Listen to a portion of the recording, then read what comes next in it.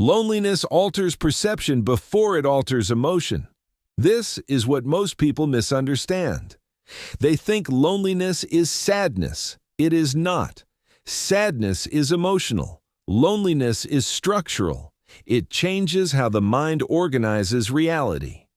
When consistent social feedback disappears, the brain loses its external reference points. There is no immediate validation, no correction, no reassurance. The nervous system, which was trained to regulate itself through others, is suddenly left alone with itself. At first, the system destabilizes, thoughts repeat, memories surface without invitation. The mind searches for meaning where there is none. This is not weakness, this is withdrawal. The brain is detoxing from social dependence. Most people never complete this phase. They interrupt it with noise, stimulation, relationships, addictions, anything that restores external regulation. They mistake relief for healing. But nothing is resolved. It is only postponed. If the interruption does not come, the mind adapts. Adaptation is always slow and always uncomfortable. You begin to notice that your reactions are changing, not because you are trying to control them, but because there is no one around to react for. Emotional expression loses its function when there is no audience. The nervous system starts conserving energy. You speak less, react less, explain less. This is not intentional discipline, it is neurological efficiency. Loneliness rewires what feels necessary. Machiavelli observed something similar long before neuroscience had language for it. He noticed that individuals who operated without emotional reliance were harder to predict, harder to pressure, harder to destabilize, not because they were superior, but because they were internally governed. Loneliness accelerates internal governance. At this depth, you begin to see human interaction differently. Conversations start to feel less like exchanges of truth and more like exchanges of regulation. People talk to reduce anxiety, to confirm identity, to restore emotional balance. Words are tools, not revelations. Once you see this, listening changes. You stop listening for meaning. You listen for function. Why is this being said now? What discomfort is this trying to reduce? What outcome is being sought? This is not cynicism. It is perception. Loneliness sharpens perception because it removes emotional interference. When you are no longer invested in being liked or included, you are free to observe without distortion. This freedom is unsettling at first. It creates distance between you and others. You feel out of sync. Conversations lag. Emotional cues feel exaggerated. You realize something uncomfortable. Most people are not present. They are reactive. They respond from habit, not awareness. From fear, not intention. From conditioning, not choice. Loneliness separates you from this automaticity. You begin to feel as if you are standing slightly outside the flow of human interaction, watching patterns repeat themselves. Apologies follow the same structure. Justifications sound similar. Conflicts escalate predictably. Affection rises and falls with utility. This realization is not empowering at first. It is isolating. Because once illusions fall, they do not return. You cannot unsee what you have seen. At this stage, loneliness deepens, not because you are rejected, but because you are no longer compatible with superficial connection. You crave clarity, but clarity is rare. You crave honesty, but honesty is costly. Most people prefer emotional comfort over psychological accuracy. You stop trying to pull truth out of people. You let behavior speak. This is where patience develops, not patience as virtue, but patience as strategy. You wait. You observe consistency. You note what changes under pressure. Loneliness teaches you that time reveals more than confrontation ever could. As your nervous system stabilizes internally, another change occurs. Emotional intensity drops. Not because you feel less, but because your emotions are no longer amplified by external feedback loops. There is no one mirroring them back, escalating them, validating them, or feeding them. Emotion becomes quieter, more contained, more precise.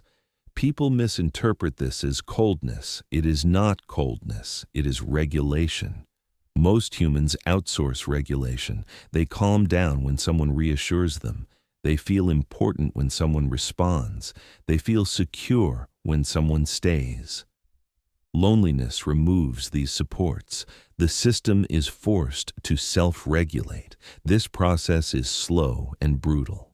But once established, it is permanent. You become harder to emotionally destabilize. Withdrawal no longer triggers panic. Silence no longer signals danger. Distance no longer feels like punishment. It feels neutral. Neutrality is psychologically powerful because neutrality does not reward or punish. It does not escalate or soothe. It simply exists. Humans struggle with neutrality. They seek reaction because reaction confirms influence. When you stop reacting, people feel uncertain. Uncertainty creates discomfort. Discomfort exposes need. Those who need control will push. Those who need reassurance will over-explain. Those who need validation will provoke.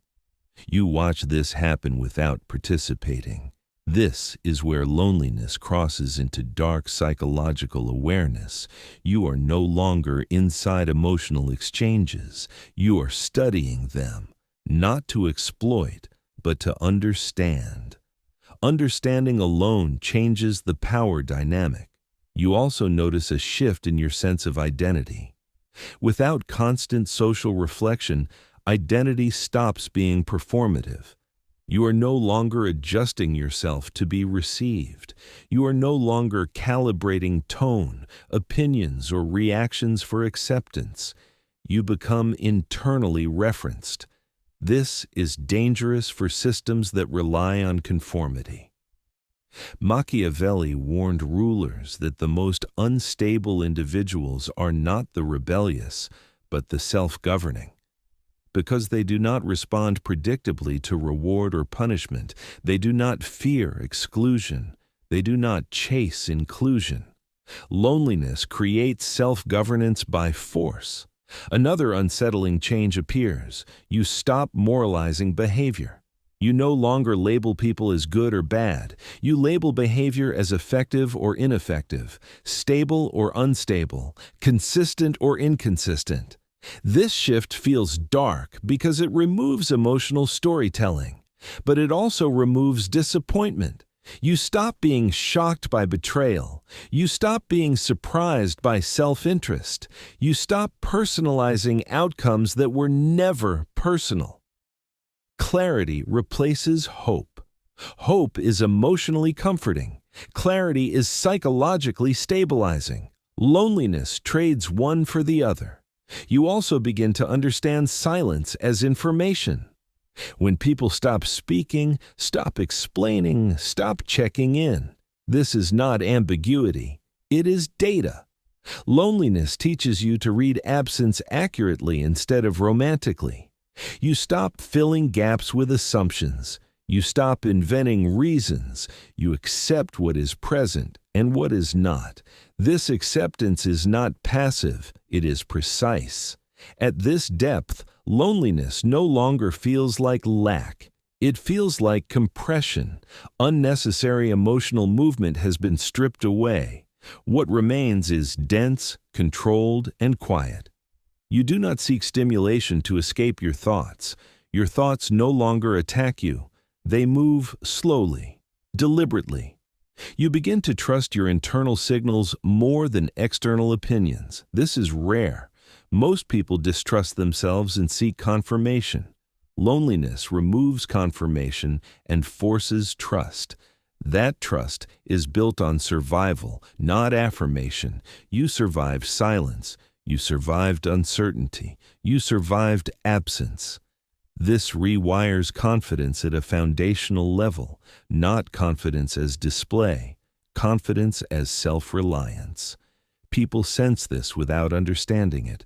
They describe it vaguely. You've changed. You feel different. You're distant. They are correct. You are no longer accessible in the way you once were. Accessibility is emotional availability without filter. Loneliness teaches filtration.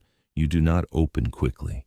You do not explain freely. You do not attach reflexively. This is not defense. This is calibration. At this point, loneliness has done its primary work. It has removed dependence. As dependence fades, a new kind of awareness settles in. It is not dramatic. It is not emotional. It is quiet. You begin to notice how much of human behavior is driven by avoidance rather than intention. Avoidance of discomfort, avoidance of uncertainty, avoidance of being alone with one's own thoughts.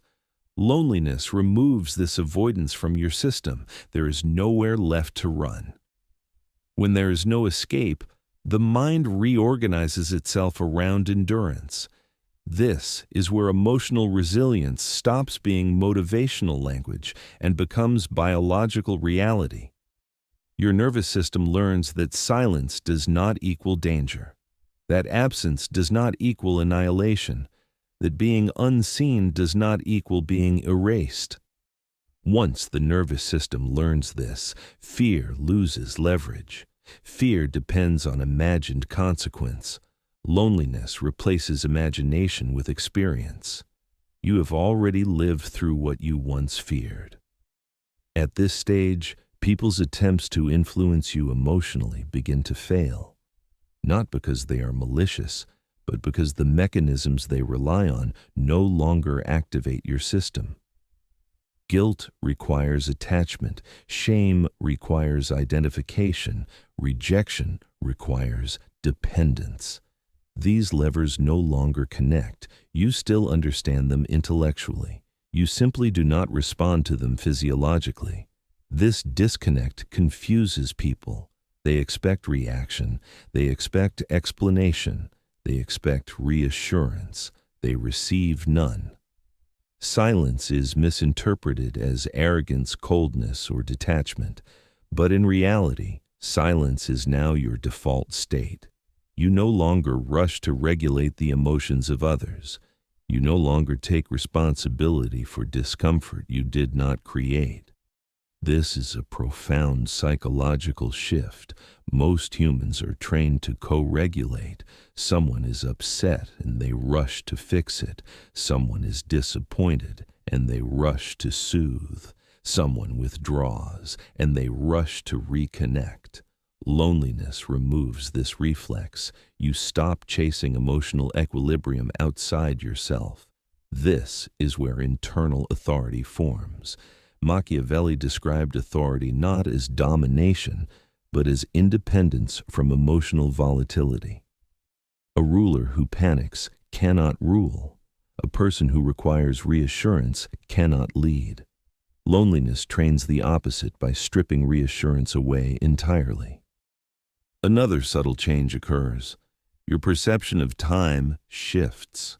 Urgency fades. You are no longer in a hurry to resolve misunderstandings, to define relationships, to close emotional loops.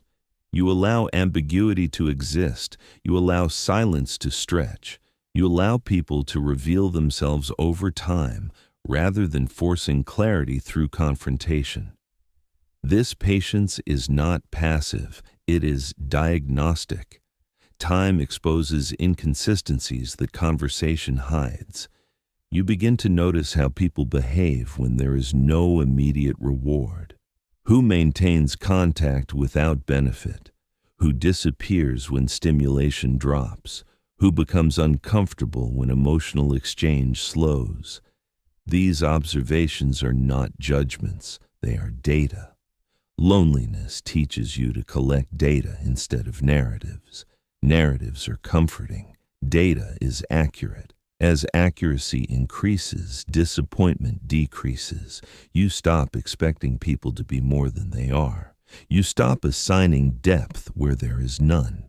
You stop projecting loyalty where there is only convenience. This does not harden you, it stabilizes you. Stability is often mistaken for coldness by those who rely on emotional intensity to feel alive. At this depth, you also notice how language is used to control perception. Words like overthinking, too sensitive, dramatic, cold, distant. These labels are not descriptions, they are regulation attempts. They are meant to pull you back into emotional participation. Loneliness immunizes you against this. You do not defend yourself. You do not argue definitions. You do not correct misinterpretations. Correction invites engagement. Engagement restores influence. You withhold both. This restraint feels unnatural to people who equate communication with care. But you have learned that excessive communication often masks insecurity. Silence, when chosen rather than imposed, signals self-trust. You trust your internal state enough not to broadcast it. This is rare. Most people narrate their inner world constantly because they are unsure of it. Loneliness forced you to sit with your inner world until familiarity replaced fear. As familiarity grows, emotional volatility drops. You still experience emotion, but it no longer dictates behavior. Feeling does not equal action. Thought does not equal truth. Impulse does not equal necessity. This separation creates psychological space. In that space, you choose. Choice is the core of power, not power over others, power over response. Machiavelli understood that those who control themselves require fewer external controls. Loneliness teaches self-control through deprivation. It removes options until regulation becomes internal. Another shift becomes noticeable. You stop seeking intensity. Drama loses appeal. Conflict loses energy. High emotional stakes feel inefficient. You are drawn instead to clarity, structure, and predictability.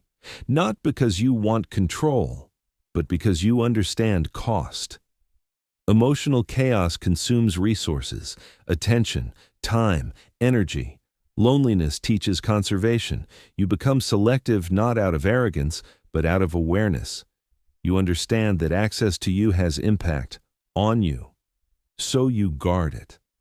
Boundaries stop being rules you explain. They become behaviors you maintain. No announcement, no justification, just consistency. This consistency unsettles people who are used to negotiating boundaries emotionally. They look for exceptions. They test limits. They push gently, then harder. You remain unchanged. This teaches them more than any explanation ever could. At this level, loneliness has removed your need to be perceived accurately. You are no longer concerned with how you are understood. You are concerned with how you function. Function replaces image. Image is fragile. Function is durable. You also stop romanticizing suffering. Loneliness is no longer a story you tell yourself. It is simply a condition you adapted to. There is no identity built around it, no self-pity, no pride, just competence. You can be alone without collapsing. You can be silent without panicking. You can be misunderstood without correcting. This competence changes how you move through the world. You listen more than you speak. You observe before you act. You delay before you decide. Others feel rushed around you, not because you hurry them, but because your calm exposes their impatience. Calm is confrontational in a reactive world. People begin to reveal themselves unintentionally. They talk too much. They justify too early. They seek reassurance you are no longer offering. You see this not with contempt, but with clarity. You were once the same. Loneliness did not elevate you morally. It stabilized you psychologically. This distinction matters. Moral superiority seeks validation. Psychological stability does not. At this stage, loneliness becomes integrated. It is no longer something you feel. It is something that shaped you. Like pressure shaping stone, the pressure is gone, but the structure remains. You are no longer waiting for reconnection. You are no longer anticipating rescue. You are no longer orienting yourself around others. Your orientation is internal. This makes you difficult to influence. Praise does not inflate you. Criticism does not destabilize you. Withdrawal does not threaten you. These tools depend on dependence. Dependence is gone. What remains is a quiet, dense sense of self-command. Not confidence in outcome, but confidence in response. Whatever happens, you know you will remain regulated. This is the psychological endpoint most people never reach, not because it is forbidden, but because it requires enduring long periods of silence without reassurance. Loneliness forced you to endure, and endurance rewired you. Loneliness does not make you cruel.